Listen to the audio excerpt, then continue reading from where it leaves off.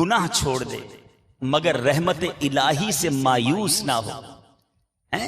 اللہ کی رحمت سے مایوس نہ ہو جائے, اسے اپنے گناہ پر رونا بھی آئے, اللہ کی بارگاہ میں پیش ہونے پر خوف بھی آئے, وہ لرزا اور ترسا بھی رہے, مگر دل کے کونے میں یہ امید بھی ہو کہ میرا مولا رحمان بھی ہے, وہ رحیم بھی ہے, وہ کریم بھی ہے, وہ گناہوں کو معاف کرنے والا بھی ہے, وہ مجھ گناہگار کی بھی بخشش فرما دے گا, وہ ماں سے 70 گنا زیادہ چاہنے والا ہے. ایمان خوف اور امید کے درمیان کی شے کا نام ہے. خوف اتنا نہ ہو جائے کہ نا امید ہو جائے, اور امید ایسی نہ باندھ لے کہ اب بندہ کہے جناب جو بھی کرنا ہے کرتے رہو, اللہ بڑا رحمان ہے, وہ رحیم ہے, وہ بخشنے والا. ایسے بھی لوگ ملتے ہیں جو گناہ کرنے میں اتنے دلیر ہوتے ہیں کہ ان کو کہو بھائی نماز پڑھ لو, یہ گناہ کا کام ہے نہ کرو, کہتے ہیں اللہ بڑا معاف کرنے والا ہے. تو یہ بھی ٹھیک نہیں. اللہ یقیناً رحیم ہے, کریم ہے, رحمان ہے, ستار ہے, مگر اس کی صفت قہار بھی ہے, وہ پکڑنے والا بھی ہے, وہ عذاب دینے والا بھی ہے. مجرموں ہی کے لیے اس نے جہنم بنائی ہے, کافر بھی اس میں جلیں گے, اور وہ مسلمان جن سے رب ناراض رہا ان کے گناہوں کی سزا انہیں جہنم میں ڈال کر بھی دی جائے گی. ہم اللہ کریم سے دعا کرتے ہیں ہمیں لمحہ بھر بھی مالک کریم جہنم میں داخل نہ فرمائے. میرے پیارے اسلامی بھائیوں, ہم نے اب یہ قسمیں سنی, اب آئیے یہ سمجھنے کی کوشش کرتے ہیں کہ اگر آج مجھے اور آپ کو یہ چیک کرنا ہے کہ ہمارے اندر خوف خدا ہے کہ نہیں. باتیں تو سارے بڑی بڑی کرتے ہیں, لیکن آج اگر ہم یہ چیک کرنا چاہیں کہ ہم میں سے کس کس کے اندر خوف خدا ہے, تو حضرت سیدنا فقی ابو اللیث سمرقندی رحمت اللہ تعالی علیہ فرماتے ہیں اب یہ ایک طرح کا ٹیسٹ ہے کہ اللہ تعالیٰ کے خوف کی علامت 8 چیزوں میں ظاہر ہوتی ہے. اب یہ 8 باتیں ہیں, اس کو غور سے سن لیجئے اور اپنے آپ کو چیک کرتے جائیے. نمبر 1, انسان کی زبان میں وہ اس طرح کہ رب تعالیٰ کا خوف اس کی زبان کو جھوٹ, غیبت, فضول گوئی سے روکے گا اور اسے ذکر اللہ, تلاوت قرآن اور علمی باتوں میں مشغول رکھے گا. اگر زبان میں خوف خدا ہے, اب چیک کر لیں میری اور آپ کی زبان کیا بولتی رہتی ہے. دوسری بات, اس کے شکم میں یعنی اس کے پیٹ میں وہ کس طرح کہ وہ اپنے پیٹ میں حرام کو داخل نہ کرے گا اور حلال چیز بھی بقدر ضرورت کھائے گا. اب غور کر لیجئے, جو کھاتے ہی رہتے ہیں یہ سوچتے ہی نہیں کہ حلال کھا رہا ہوں حرام کھا رہا ہوں. اب یہ پیٹ میں خوف خدا کی علامت بیان ہے. پھر فرمایا اس کی آنکھ میں وہ اس طرح کہ وہ اسے حرام دیکھنے سے بچائے گا اور دنیا کی طرف رغبت سے نہیں, بلکہ اگر دنیا کی طرف دیکھے گا بھی تو حصول عبرت کے لیے دیکھے گا. اب وہ لوگ سوچیں جن کی آنکھیں کیا کیا دیکھتی, نہ دیکھنے کا بھی دیکھتی ہیں, یہ آنکھ خوف خدا والی تو نہ ہوئی نا. پھر فرمایا اس کے ہاتھ میں وہ اس طرح کہ وہ کبھی اپنے ہاتھ کو حرام کی جانب نہیں بڑھائے گا بلکہ ہمیشہ اطاعت الہی میں استعمال کرے گا. اب وہ لوگ جو ظلم کرتے ہیں, جو ان ہاتھوں سے گناہ کرتے ہیں, انہیں سوچنا چاہیے کہ یہ ہاتھ اللہ کی نعمت ہے, مجھے جواب دینا ہے. اس کے بعد فرمایا اس کے قدموں میں وہ اس طرح کہ وہ انہیں اللہ تعالیٰ کی نافرمانی میں نہیں اٹھائے گا بلکہ اس کے حکم کی اطاعت کے لیے اٹھائے گا. اب وہ لوگ سوچیں جو ان پیروں سے چل چل کر سنیما گھروں کی طرف جاتے ہیں, بے حیائی کے اڈوں کی طرف, شراب خانوں کی طرف, جوئے کے اڈوں کی طرف اور ایسی تفریح گاہوں کی طرف جاتے ہیں جہاں حرام کام ہوتے ہیں. اگر یہ پیر گناہ کی طرف لے جاتے ہیں پھر تو خوف خدا نہ ہوا نا. پھر فرمایا اس کے دل میں وہ اس طرح کہ وہ اپنے دل سے بغض و کینہ اور مسلمان بھائیوں سے حسد کرنے کو دور کر دے اور اس میں خیر خواہی اور مسلمانوں سے نرمی کا سلوک کرنے کا جذبہ بیدار کرے. اب ہر بندہ چیک کرے یہ دل سوچتا کیا ہے, یہ دل خیال کیا کرتا ہے, یہ دل میں مسلمانوں کے لیے جذبات کیسے ہیں. کہیں کسی کا حسد, کسی کا کینہ, کسی کی برائی, کسی کے لیے گندی پلاننگ اور برے برے منصوبے تو نہیں. اگر خوف خدا ہوگا تو دل ان بیماریوں سے پاک ہوگا بلکہ آقا کے عشق کا مدینہ بنا ہوا ہوگا. فرمایا اس کی اطاعت و فرما برداری میں اس طرح کہ وہ فقط اللہ تعالیٰ کی رضا کے لیے عبادت کرے اور ریا اور نفاق سے خائف رہے, خوف زدہ رہے. اور 8ویں بات فرمائی اس کی سماعت میں, کان میں کیسے؟ اس طرح کہ وہ جائز بات کے علاوہ کچھ بھی نہ سنیں۔ اے میوزک گانے باجے سننے والوں، اے بے حیائی کی باتیں سننے والوں، سوچو یہ کان بھی رب کی نعمت ہے۔ کہیں ایسا تو نہیں کہ اس کا خوف ہی ختم ہو گیا ہے؟ جو چاہتے ہیں وہ سنتے ہیں، جیسا چاہتے ہیں وہ سنتے ہیں۔ سنتے وقت یہ سوچتے نہیں میں کیا سن رہا ہوں، یہ سننا میرے رب کو پسند آئے گا یا میرا رب اس سے ناراض ہو جائے گا۔ اے میرے پیارے اسلامی بھائی، یہ ہے وہ 8 باتیں کہ جس کو چیک کرنے سے پتا چلتا ہے کہ ہمارے اندر کتنا خوف خدا ہے۔ اور جس کے پاس یہ نعمت آ جائے نا، اللہ کا ڈر آ جائے، خوف آ جائے، دل خوف خدا سے لبریز ہو جائے، پھر سنیے قرآن پاک میں اس کے لیے کیسی کیسی بشارتیں ہیں۔ ابھی ہم نے پہلے تو سنا قرآنی آیات کے ذریعے کہ خوف خدا اپنانے کی ترغیب قرآن پاک دے رہا ہے۔ اب سنیے جن کے پاس خوف خدا ہوتا ہے انہیں رب عز و جل کیسے کیسے انعامات کی بشارت سنا رہا ہے۔ چنانچہ سورہ رحمان میں قرآن مجید فرقان حمید میں ارشاد ہوتا ہے وَلِمَنْ خَافَ مَقَامَ رَبِّهِ جَنَّتَانِ، ترجمہ کنز الایمان، جو اپنے رب کے حضور کھڑے ہونے سے ڈرے اس کے لیے 2 جنتیں ہیں۔ یہ خوف تو آئے نا کہ مجھے پیش ہونا ہے، مجھے جواب دینا ہے۔ بچے ملتے ہیں کہتے ہیں امتحان ہو رہے ہیں، دعا فرما دیں ہم پاس ہو جائیں۔ ارے میں نے اور آپ نے بھی یہ اسٹوڈنٹ کا زمانہ گزارا ہوگا جب امتحان کے دن قریب آتے تھے، راتوں کو نیند نہ آتی تھی، ٹینشن بڑھتی چلی جاتی تھی۔ ہم نے بھی دعائیں کروائیں کہ دعا کر دیں امتحان میں ہم پاس ہو جائیں۔ جس کا جب امتحان قریب آتا ہے اس کی ٹینشن میں اضافہ ہوتا چلا جاتا ہے۔ مجھے سچ بتائیں، ایک دنیا کا امتحان ہے جس کی فکریں ہیں، بلکہ بچے کو فکر بھی ہوتی ہے، والدین کو بھی فکر ہوتی ہے۔ ہم نے دیکھا بچے بھی ٹینشن میں، ماں باپ بھی ٹینشن میں۔ ارے بھائی چلو کہیں چلتے ہیں قافلے میں، نہیں ذرا وہ بچے کا امتحان ہے۔ ارے بچے کا امتحان ہے، آپ کا تھوڑی ہے، نہیں ہم نے بھی تیاری کروانی ہے، پوری فیملی انوالو ہے۔ ایک بچے کو امتحان پاس کروانے کے لیے میں سوال کرتا ہوں آپ سے، اگر امتحان میں فیل ہو گیا تو کیا ہوگا؟ میکسیمم کیا ہوگا؟ 1 سال اسی درجے کو دوبارہ پڑھنا پڑے گا، ایسا ہی ہے۔ ایک تو بات یہ پتا چلی، دنیاوی امتحان میں فیل ہونے کے بعد 1 سال اس پڑھائی کو دوبارہ کرنا پڑے گا۔ دوسرا، اس امتحان کی ڈیٹ ڈیسائیڈڈ ہے، پہلے سے پتا ہے آپ کو کہ فلاں مہینے کی فلاں تاریخ کو امتحان ہوگا، آپ 2 مہینے 3 مہینے پہلے سے تیاری شروع کر دیتے ہیں۔ ٹھیک ہے جناب۔ تیسری بات، اس امتحان کو اگر کوئی بندہ 1-2 پیپر میں فیل ہو جائے تو سپلیمنٹری ضمنی امتحان بھی ہوتا ہے، چلو بھائی دوبارہ ایک بار پیپر دے دو تاکہ تمہیں موقع دیا جاتا ہے پھر پاس ہو جاؤ، ایسا ہی ہے۔ اب اور پھر چوتھی بات، اس امتحان کا جواب تلاش کرنے کے لیے، سوال تلاش کرنے کے لیے بڑی کوششیں ہوتی ہیں۔ 5 سالہ گیس پیپر کسی طرح پتہ چل جائے یار پیپر میں سوال کون سے آئیں گے، بڑی کوششیں ہوتی ہیں بھائی کہیں سے پتہ چل جائے، ورنہ 5 سالہ پیپر لے کے بیٹھا ہوگا بندہ، یار انہی میں سے کوئی سوال آ جائے گا۔ تو اسٹوڈنٹ کے یہ تمام معاملات ہم سب نے دیکھے ہیں۔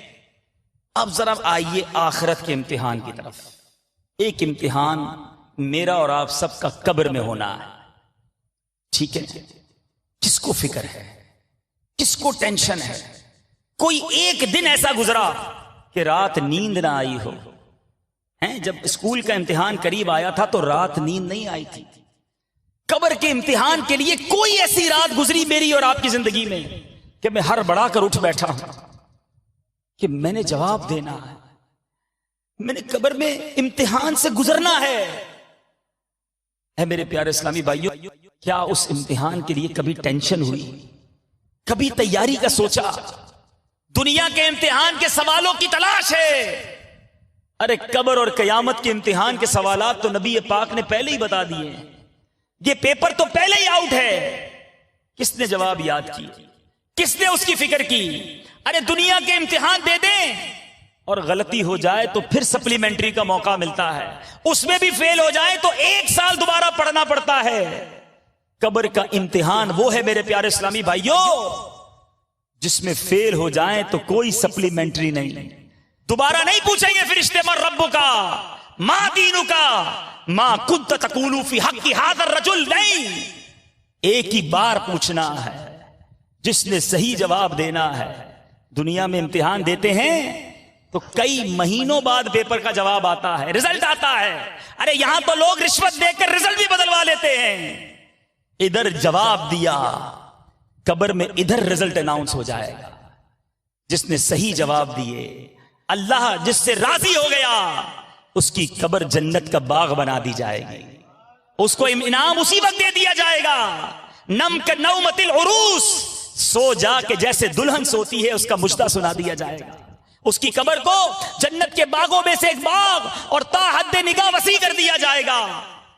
اور جو اس امتحان میں فیل ہو گیا، موقع نہیں ملنا دوبارہ جواب دینے کا، کوئی دیر نہیں لگے گی رزلٹ آنے میں. نہیں، ادھر رونگ جواب دیے، اللہ ناراض ہوا، قبر میں سانپ اور بچھو آ جائے گا، اسی وقت رزلٹ آ جائے گا، جہنم کا گھڑا بنا دی جائے گی. اے دنیا کے امتحان کے لیے ڈرنے والوں، اے دنیاوی امتحان کی تیاریوں میں مصروف رہنے والوں، اے میرے وہ اسٹوڈنٹ اسلامی بھائیوں اور ان کے گھر والوں، ارے اس امتحان کی اتنی فکر ہے آپ کو اور مجھے، اپنے آخرت کے امتحان کی فکر کیوں نہیں ہے؟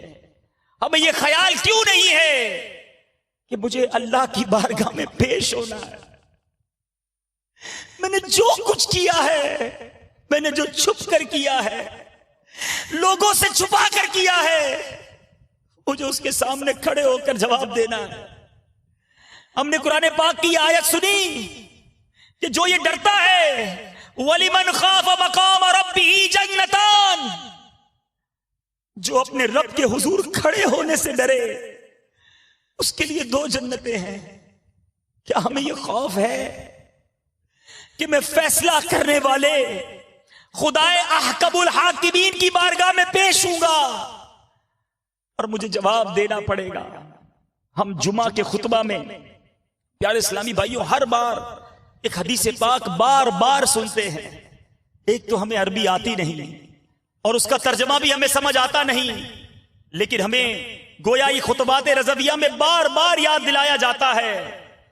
امام صاحب پکارتے ہیں عن النبی صلی اللہ علیہ وسلم، البر لا یبلا والذنب لا ینسا والدیان لا یموت اعمل ما شئت کما تدین تدان. اس کا ترجمہ کیا ہے؟ میرے آقا فرماتے ہیں البر لا یبلا، فرمایا نیکی پرانی نہ ہوگی، والذنب لا ینسا، اور گناہ بھلایا نہ جائے گا. آج میں تو بھول گیا میں نے کتنے گناہ کیے، آج آپ بھی بھول گئے آپ نے کتنے گناہ کیے ہیں، مگر یاد رکھو والذنب لا ینسا، گناہ بھلایا نہیں جائے گا. اور جس نے فیصلہ کرنا ہے، جس نے یہ ڈیسیژن لینا ہے کہ کون جنت میں جائے گا کون جہنم میں جائے گا، وَالدَّيَّانُ لَا يَمُوتُ، حدیث پاک میں ارشاد ہوتا ہے اور بدلہ دینے والا نہ مرے گا، وہ رب ہمیشہ باقی رہنے والا ہے. اعمل ما شئت کما تدین تدان. میرے آقا فرماتے کر جو کچھ چاہے، جیسا کرے گا بدلہ دیا جائے گا. آج جو کرنا ہے کر لو. یہ کیوں نہیں سوچتے ہمیں اللہ کی بارگاہ میں پیش ہونا ہے؟ حرام کمانے والا سوچے آج بینک بیلنس بڑھا لو، ایک دن آئے گا جب رب کو جواب دینا پڑے گا. آج حرام دیکھنے والا سوچے جو دیکھنا ہے دیکھ لے. اعمل ما شئت کما تدین تدان. میرے آقا نے فرمایا جو چاہے کر لے، مگر جیسا کرے گا ویسا بھرے گا. آج ظلم کرنے والا سوچے، آج بھتہ لینے والا سوچے، آج قتل کرنے والا سوچے، آج رشوت لینے والا سوچے تمہیں کوئی نہیں روک رہا، تم ظلم کرتے جا رہے ہو. آج بندہ کہتا ہے مجھے روکنے والا کوئی نہیں. ایک دن آئے گا جب تمہیں جواب دینا پڑے گا، اللہ کی بارگاہ میں پیش ہونا پڑے گا. اے دروازے بند کر کر کے گناہ کرنے والوں، اے لوگوں کے سامنے نیک نظر آ کر اکیلے میں برائیاں کرنے والوں، سوچو. ہم نے یہ قرآن پاک کی آیت سنی کہ اس کے لیے 2 جنتیں ہیں جو اللہ کی بارگاہ میں پیش ہونے سے ڈرتا ہے. وَلِمَنْ خَافَ مَقَامَ رَبِّهِ جَنَّتَانِ. جو اپنے رب کے حضور کھڑے ہونے سے ڈرے اس کے لیے 2 جنتیں ہیں. مبارک ہو ان لوگوں کو جو متقی ہیں، جو رب سے ڈرتے ہیں، جو خوف خدا کے حامل ہیں. سنیے قرآن مجید میں ارشاد ہوتا ہے، کیسا مجدہ سنایا جا رہا ہے، بے شک ڈر والے باغوں اور چشموں میں ہیں. ایک اور جگہ ارشاد ہوتا ہے اللہ ڈر والوں کے ساتھ. کہیں ارشاد ہوتا ہے واللہ ولی المتقین، اور ڈر والوں کا دوست اللہ ہے. ارے ان کا دوست اللہ ہے، ان کے ساتھ اللہ ہے، انہیں جنت کی بشارتیں ہیں.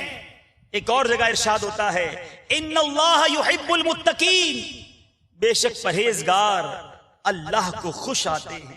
اسی طرح میرے پیارے اسلامی بھائیوں، آج لوگ کہتے ہیں بڑی عزت والا ہے وہ شخص، کیونکہ اس کے پاس بڑا پیسہ ہے، وہ بڑی عزت والا ہے، اس کے پاس بڑی گاڑی ہے، وہ جناب بڑے عہدے پر رہتا ہے، اس کے پاس منسٹری ہے، اس کے پاس فلاں پاور ہے.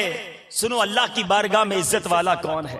حقیقت تو یہی ہے نا کہ صحیح عزت والا، حقیقی عزت والا، حقیقی مقام والا وہ ہے جو اللہ کی بارگاہ میں عزت والا ہے.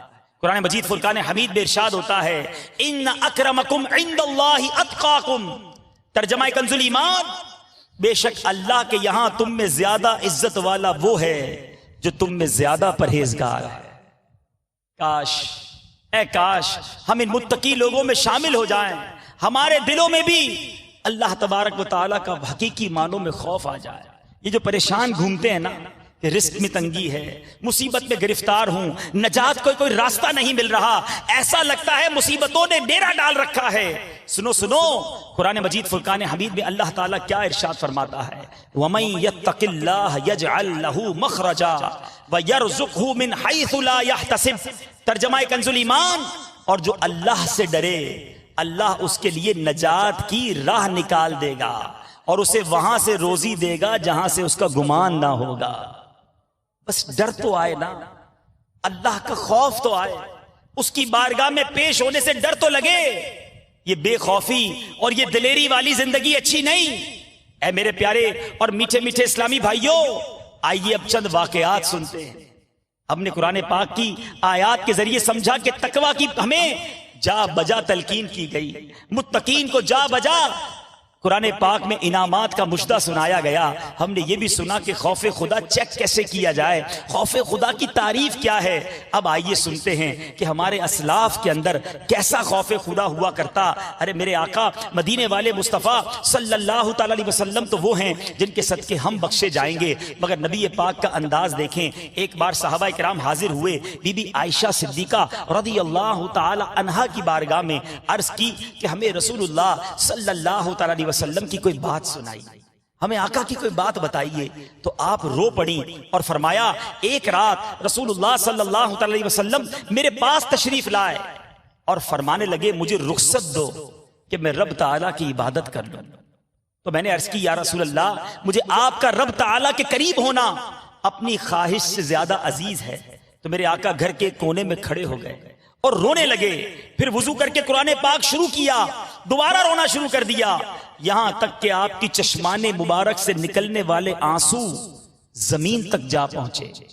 اتنے میں حضرت بلال حاضر ہوئے، آپ کو روتے ہوئے دیکھا تو عرض کی یا رسول اللہ صلی اللہ تعالی علیہ وسلم میرے ماں باپ آپ پر قربان، آپ کیوں رو رہے ہیں؟